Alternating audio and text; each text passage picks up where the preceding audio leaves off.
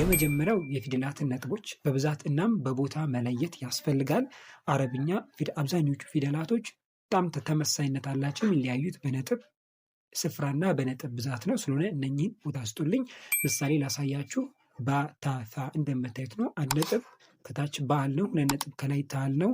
3 ነጥብ ከላይ ፋል ነው። ስለሆነ እነዚህ ልዩነቶች በደንብ ትይዙልኝ እፈልጋለሁ።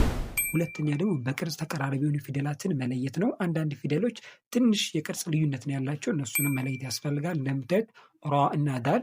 ራ ዘርጋ ስትል ነው። ዳል ጠበብ ማለትም ወደ ውስጥ ሰብሰብ ስትል ዳል ትሆናለች ማለት ነው። እነኚህንም ነገሮች በደንብ እንድትለዩልኝ እፈልጋለሁ። ሶስተኛና የመጨረሻ ደግሞ በድምፅ ተቀራራቢ የሆኑ ፊደላትን መለየት ማለትም በአማርኛው ላይ አንድ አይነት አቀራረብ የምንጠራቸውን በደንብ መለየት አለባቸው።